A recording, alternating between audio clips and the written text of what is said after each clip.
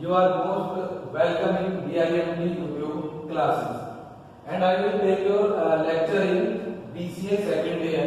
Subject name is Business Economics. मैं जो आपका यहाँ पर जो सब्जेक्ट है वो बिजनेस इकोनॉमिक्स है, जिसके बारे में हम आगे स्टडी अपनी स्टार्ट करेंगे।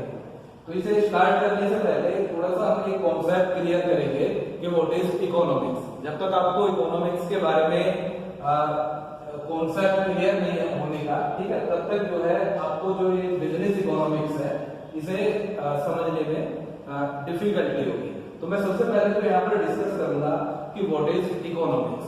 इकोनॉमिक्स क्या है, ठीक है। सिंपली हम इकोनॉमिक्स को डिफाइन इस तरीके से करते हैं कि इकोनॉमिक्स एक स्टडी होती है।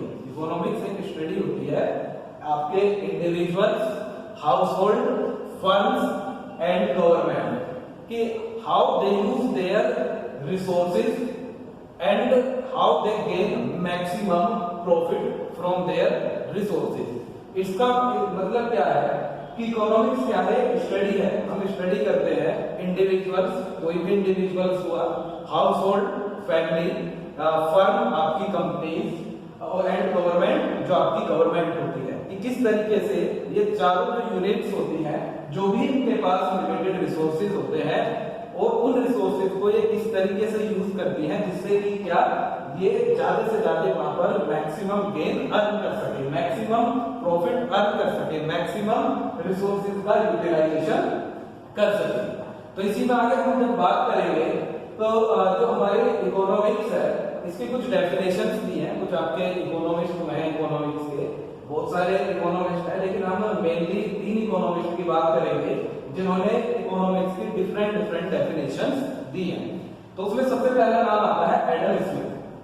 सबसे पहला नाम क्या है? Adam Smith. एडम स्मिथ ने क्या कहा कि economics as a science of wealth. Economics as a science of wealth. It means क्या है कि इकोनॉमिक्स जो भी मनी या वेल्थ से रिलेटेड जो भी एक्टिविटीज या जो भी ट्रांजैक्शंस होती हैं उन्हें हम कंसीडर करते हैं इन इकोनॉमिक्स। उसमें कुछ भी आपका हो सकता है, जैसे कि सपोज करो हम गवर्नमेंट की बात करते हैं, तो जो गवर्नमेंट है उसके पास कहां से कैश इनफ्लो आया और किस तरीके से उसने कैश आउटफ्लो करा। इनफ्लो का मीन क्या होता है कि कहां से गवर्नमेंट के पास रेवेन्यू जनरेट हुआ और किस तरीके से उसने उस रेवेन्यू को एक्सपेंड किया, एक्सपेंडिचर किया, किस तरीके से उस रेवेन्यू को उसने खर्च किया। तो एडम स्मिथ ने सिंपल कहा कि इकोनॉमिक्स क्या है, एक साइंस ऑफ वेल्थ। अब इसके बाद आपके एक और इकोनॉमिस्ट हुए, उन्होंने इस डेफिनेशन के अंदर थोड़ा चेंज किया। उन्होंने क्या कहा, जो इकोनॉमिस्ट है उनका वो है आपके एल्बर्ट मार्शल।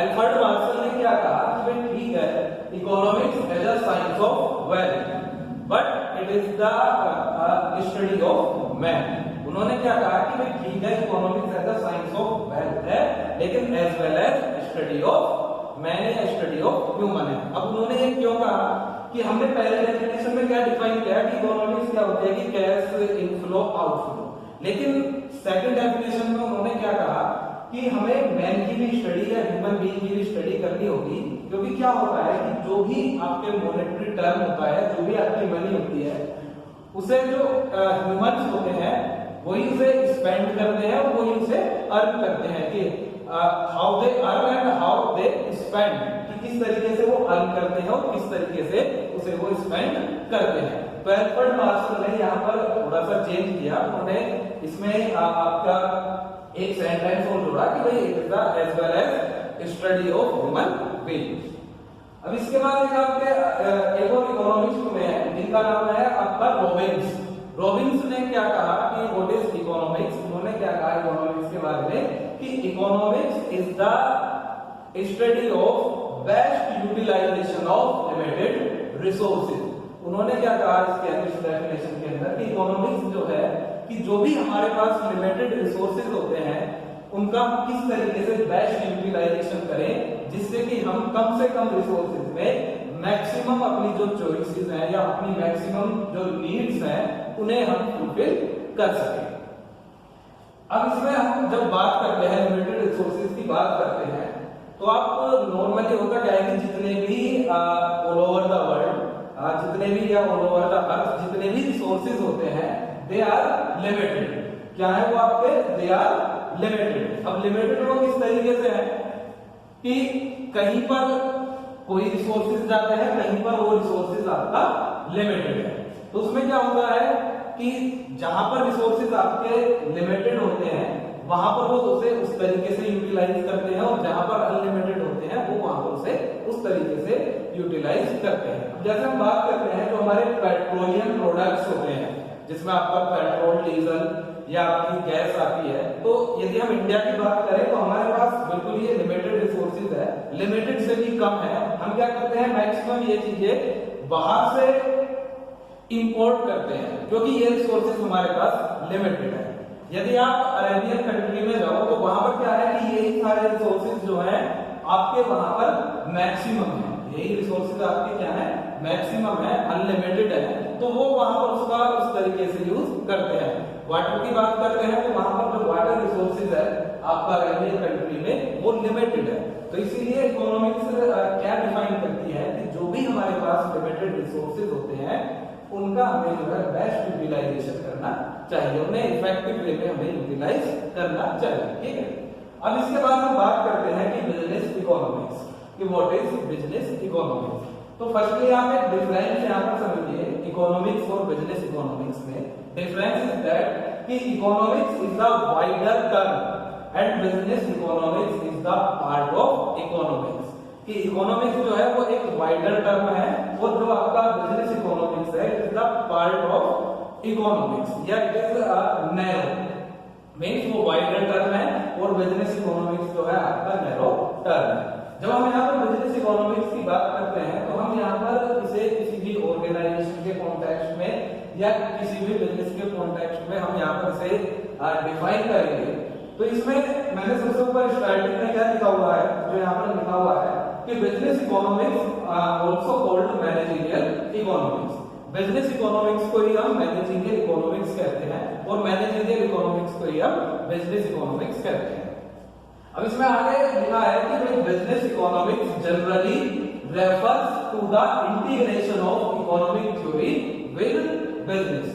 इट मींस क्या होता है कि जो बिजनेस इकोनॉमिक्स बेसिकली होती क्या है कि जितनी भी हमारी इकोनॉमिक्स की थ्योरीज हैं, जितने भी हमारे इकोनॉमिक्स के कॉन्सेप्ट्स हैं, जितने भी हमारे इकोनॉमिक्स के मेथड्स हैं, जब हम उन्हें अपने बिजनेस के साथ इंटीग्रेट कर देते हैं या अपने बिजनेस में उन्हें हम अप्लाई कर देते हैं तो वो आपकी हो जाती है business economics.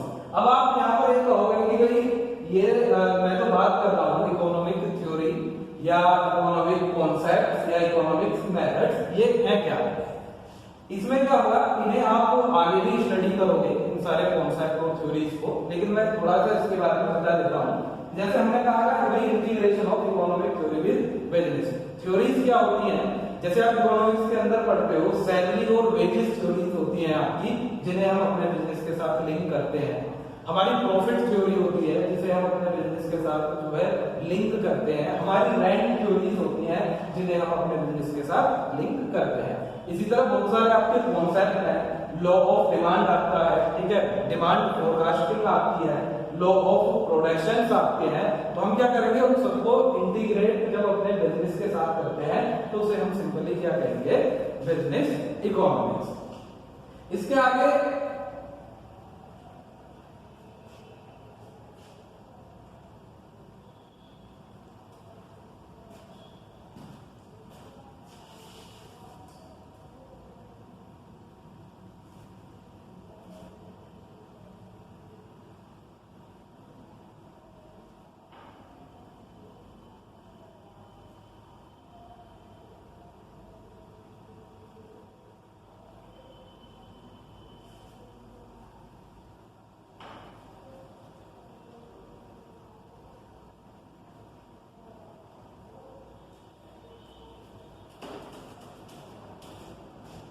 Ma'am, Sonal ma'am, Sonal ma'am, ये आगा विंडो काम नहीं कर रही।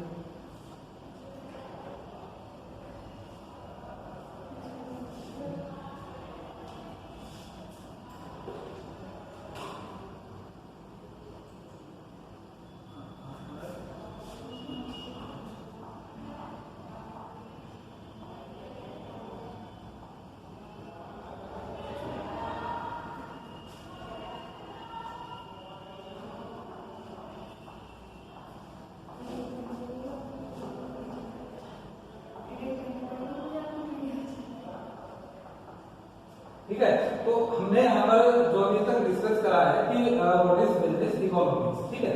अब इसकी कुछ डेफिनेशन यहाँ पर दी हुई है। जैसे पहली जो डेफिनेशन है इसकी, Christopher Savage and John R Small, उन्होंने सिंपली क्या कहा है कि managerial economics is concerned with business efficiency. इन्होंने भी क्या किया है कि आपकी जो मैनेजरियल या जो आपकी बिजनेस इकोनॉमिक्स होती है, मैंने आपको स्टार्टिंग में बताया कि दोनों एक ही होती है, बिजनेस और मैनेजरियल इकोनॉमिक्स, तो उसे हम किस तरीके से अपने बिजनेस के साथ इंटीग्रेट करते हैं। इसके अलावा इसकी एक डेफिनेशन और है आगे, मिल्टन एच स्पेंसर एंड लोनिस सिजलमैन, उन्होंने भी बिजनेस इकोनॉमिक्स को इसी तरह से डिफाइन करा है कि the integration of economic theory with business practice for the purpose of facilitating decision making and forward planning by management. इन्होंने यहाँ पर थोड़ा सा चेंज क्या किया है कि भाई ठीक है, इंटीग्रेशन ऑफ बिजनेस हम करते हैं, लेकिन साथ के साथ जब हम integration of economic theory with business करते हैं तो हमारे लिए हेल्पफुल होती है। एक तो फैसिलिटेटिव डिसीजन मेकिंग, हम कोई भी अपने बिजनेस के रिगार्डिंग यदि डिसीजंस लेते हैं तो वो वहां पर हेल्पफुल होती है। Second, forward planning by management, या हम कोई भी एडवांस में प्लानिंग करते हैं या हम कोई भी एडवांस में वहां पर इन फ्यूचर प्लानिंग करके चलते हैं तो वहां पर हम बिजनेस इकोनॉमिक्स का जो कॉन्सेप्ट है उसे यूज करके चलते हैं। अब इसके कुछ नेचर्स हैं, जैसे इसमें पहला नेचर है, सिंपल है कि it analyse towards solving business problem. First nature क्या है बिजनेस इकोनॉमिक्स की कि भाई ये जो भी बिजनेस प्रॉब्लम्स होती है उन्हें सॉल्व आउट करने में हेल्पफुल होती है। अब कैसे कि सपोज करो हमें सेल्स के रिगार्डिंग कोई प्रॉब्लम आती है तो हम क्या करते हैं, सेल्स के रिगार्डिंग प्रॉब्लम को ओवरकम करने के लिए हम बेसिकली एक डिमांड फोरकास्टिंग एक कॉन्सेप्ट होता है जिसे हम स्टडी करते हैं। सेल्स में प्रॉब्लम क्या आ रही है कि या तो हम सपोज करो हम सही से सेल नहीं कर, मतलब या तो हमारी सेल जो है डाउन जा रही है, ठीक है, या सेल हमारी ऊपर जा रही है लेकिन हम उसके अकॉर्डिंग प्रोडक्शन नहीं कर पा रहे हैं। तो डिमांड फोरकास्टिंग आपकी किस तरीके से हेल्प करती है कि वो एडवांस एक तरीके से प्लानिंग होती है कि जहां पर आप ये डिसाइड करते हो बाय सर्वे, ठीक है, बाय एक्सपर्ट ओपिनियन, या लास्ट 5 ईयर जो डेटा आपका होता है सेल्स का, उसके बिहार पर आप डिसाइड करते हो कि भाई इन नेक्स्ट ईयर कि हमारी सेल लगभग कितनी वहां पर रह सकती है, तो हम उसी के हिसाब से अपनी वहां पर प्रिपरेशन करके चलते हैं। सेकंड पॉइंट है कि it helps in decision making and forward planning. जो मैंने आपको ऊपर बताया वही इसमें सेकंड पॉइंट में है कि ये बिजनेस इकोनॉमिक्स जो है वो हेल्पफुल है आपकी डिसीजन मेकिंग प्रोसेस में और फॉरवर्ड प्लानिंग में। थर्ड वन है कि the problem of choice arise because resources are limited and the firm has to make the most profitable use of the resources। जो मैं स्टार्टिंग से बात कर रहा हूँ, मैंने क्या कहा कि वे जो रिसोर्सेज होते हैं वो हमारे पास लिमिटेड होते हैं। रिसोर्सेज क्या होते हैं, लिमिटेड होते हैं। तो हम लिमिटेड जो रिसोर्सेज हैं उन्हें किस तरीके से यूज करें जिससे कि हमारी फर्म जो है ज्यादा से ज्यादा मैक्सिमम प्रॉफिट वहां पर गेन कर सके। तो उसके लिए हमें बेसिकली क्या होता है कि ये जो हमारे इकोनॉमिक्स के कॉन्सेप्ट्स होते हैं इन्हें हमें अप्लाई करना होता है।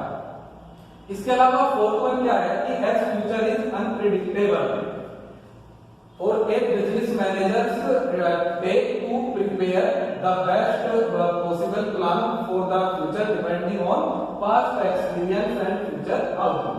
सिंपली आप जब कभी हम बिजनेस की बात करते हैं तो जो बिजनेस जो होता है वो एक तो रिस्क होता है उसके अंदर, दूसरा अनप्रिडिक्टेबल होता है। अनप्रिडिक्टेबल का मीन्स क्या होता है कि भाई हमें एग्जैक्ट पता नहीं चल पाता कि आगे क्या होना है क्या नहीं होना। अब हम रिसेंटली यदि एग्जांपल लें तो यदि हम बात करें तो जो भी हमारे बिजनेस थे या जो भी हमारी इंडस्ट्रीज थी वो सक्सेसफुली चल रही थी।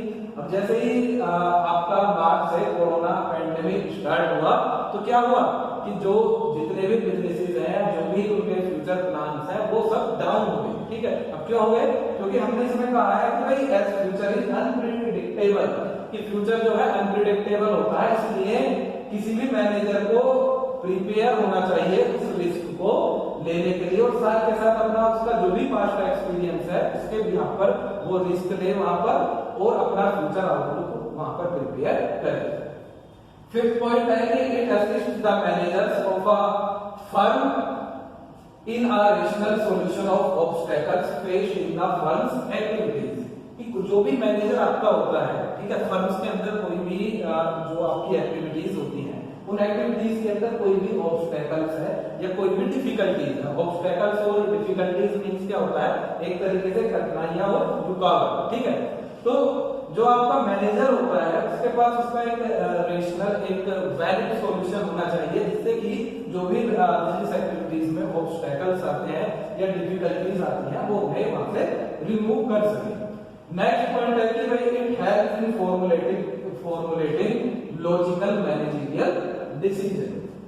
जो बिजनेस इकोनॉमिक्स या इकोनॉमिक्स क्या कहती है कि भाई आप जो भी डिसीजंस वहां पर लेते हो वो दे शुड बी लॉजिकल और फैक्टफुल। ये शुड बी लॉजिकल और फैक्टफुल का मतलब क्या होता है कि सपोज करो I am the manager of any company, ठीक है, और मैंने क्या डिसाइड कर लिया बिना किसी स्टडी के कि भाई नेक्स्ट ईयर हमारी जो सेल होनी है वो 1 लाख यूनिट्स की सेल होनी है, ठीक है।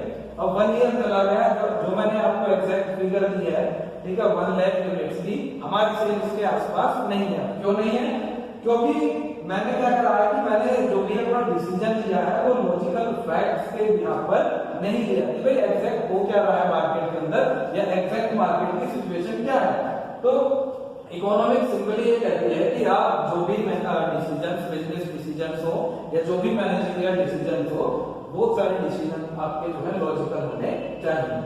7th पॉइंट है इसमें बड़ा सिंपल है। 7th पॉइंट कि जो हमारी बिजनेस प्रॉब्लम्स होती हैं उन्हें सॉल्व करते हैं with the help of statistics tools and analytical tools.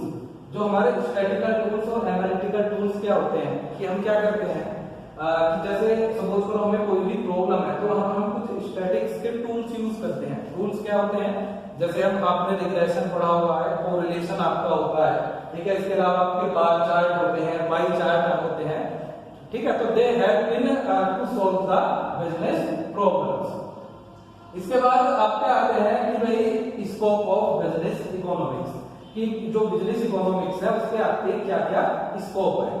तो इसमें सबसे पहला जो स्कोप है वो है आपका डिमांड एनालिसिस। डिमांड एनालिसिस क्या है कि ये स्कोप है बिजनेस इकोनॉमिक्स का कि कोई भी जो बिजनेस पर्सन होता है वो क्या करता है, अपनी डिमांड को एनालाइज करके चलता है। डिमांड एनालाइज में कि वो एक प्रोसीजर वहां पर एडप्ट करेगा कि किस तरीके से हम अपनी डिमांड को एनालाइज कर सके कि इन नेक्स्ट ईयर या इन करंट ईयर हम कितनी सेल मार्केट के अंदर कर सकते हैं। तो वो हम डिमांड को एनालाइज करके चलते हैं। सेकंड जो पार्ट है इसमें वो है आपका कॉस्ट एनालिसिस। कॉस्ट एनालिसिस क्या है कि हम जो भी प्रोडक्शन करेंगे, ठीक है, उसमें क्या कॉस्ट आ रही है, कितना हम उसमें कॉस्ट को इंकर्ड करेंगे, कितना खर्चा वहां पर होगा। तो हमें वो भी एनालाइज करके चलना पड़ता है। क्यों चलना पड़ता है कि हमने कोई भी प्रोडक्ट बना दिया, ठीक है, उसकी कॉस्ट क्या बैठी प्रोडक्ट की 20 रुपीज बैठे, ठीक है, और हमें उस 20 रुपीज में जो है अपने टैक्सेस भी जोड़ने होंगे, उसमें अपना प्रॉफिट भी जोड़ना होगा। तो हमने ओवरऑल जो हमारी कॉस्ट ऑफ प्रोडक्ट हुई वो सपोज करो 23 रुपीज हो जाती है, ठीक है, लेकिन वो सेम प्रोडक्ट मार्केट के अंदर आपको 19 या 20 रुपीज में मिलता है। तो इट मींस क्या होगा कि हम अपने प्रोडक्ट को मार्केट के अंदर सेल नहीं कर पाएंगे। इन एक्सेप्शनल केस ये हो सकता है कि यदि आपकी क्वालिटी आउटस्टैंडिंग है या आपका प्रोडक्ट यूनिक है, तो इसी केस में हम सिर्फ 22 या 23 या 24 प्राइस पर हम इसे सेल आउट कर सकते हैं। तो जो कॉस्ट एनालिसिस होता है ये बहुत इंपॉर्टेंट होता है किसी भी बिजनेस ऑर्गेनाइजेशन के लिए कि किस तरह से कॉस्ट को मिनिमाइज किया जाए और एक बेस्ट क्वालिटी प्रोडक्ट वहां पर प्रोड्यूस किया जाए, क्योंकि ये कॉस्ट आगे आपके सेल्स को, आपके बिजनेस को अफेक्ट करके चलेगी। इसके बाद है प्राइसिंग प्रैक्टिस एंड पॉलिसीज।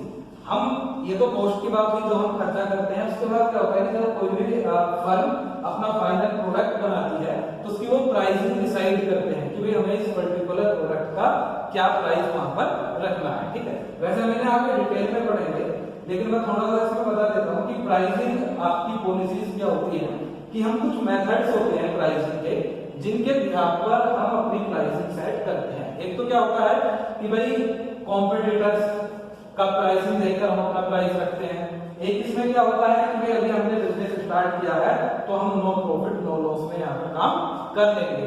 एक क्या होता है कि मुझे अपने बिजनेस को मार्केट के अंदर स्टेबल करना है, तो मैं यहाँ पर क्या कर सकता हूँ कि कुछ आपका जो लॉस है वो उसे मैं क्लियर करके यहाँ पर चल सकता हूँ। जैसे जियो ने आपका किया, स्टार्टिंग में उन्होंने जियो स्टार्ट किया तो उसमें लॉस में गए, लेकिन क्या किया उन्होंने अपने बिजनेस को जो है वहां पर मैनेज कर लिया। आज की डेट में क्या है कि वो ही बिजनेस उनका प्रॉफिट में जा रहा है। ठीक है, नेक्स्ट पॉइंट है प्रॉफिट मैनेजमेंट। प्रॉफिट मैनेजमेंट क्या होता है, इसके लिए भी आप प्रॉफिट थ्योरीज हैं, प्रॉफिट मैक्सिमाइजेशन की थ्योरीज हैं, जिनमें हम ये सारी चीजें स्टडी करते हैं कि भाई हम किस तरीके से अपनी फर्म का जो प्रॉफिट है उसे मैक्सिमाइज कर सके और किस तरीके से प्रॉफिट को हम मैनेज कर सकते हैं। इसके बाद इसका एक स्कोप होता है कैपिटल मैनेजमेंट। कैपिटल मैनेजमेंट क्या होता है कि कोई भी बिजनेस है उसे हम यदि रन करते हैं तो हमें कैपिटल मैनेजमेंट की रिक्वायरमेंट पड़ती है। तो क्या क्या चीजें होती हैं कि भाई कहाँ से हम कैपिटल अरेंज करेंगे, कहाँ से हम लोन्स अरेंज करेंगे, किस फाइनेंशियल इंस्टीट्यूशन से हम लोन लेंगे, ठीक है, और किस तरीके से हमारे पास जो कैपिटल है हम उसे किस तरीके से एक्सपेंडिचर करेंगे। ठीक है, तो वो सारी चीजें आती हैं कैपिटल मैनेजमेंट के अंदर। लास्ट में जो आपका आता है वो होता है analysis of business environment. Analysis of business environment क्या होता है कि जब हम कोई भी बिजनेस करते हैं तो हमारा जो सराउंडिंग एनवायरनमेंट होता है हम उसे स्टडी करके चलते हैं। एनवायरनमेंट दो तरीके से होता है, एक इंटरनल एनवायरनमेंट को हम एनालाइज करेंगे और दूसरा हम किसे करेंगे जो हमारा एक्सटर्नल एनवायरनमेंट होता है। इंटरनल एनवायरनमेंट में इंटरनली बिजनेस आ जाता है और एक्सटर्नली एनवायरनमेंट में आपके कस्टमर्स आ जाएंगे, आपके कॉम्पिटिटर्स आ जाएंगे, आपके सप्लायर्स आ जाएंगे,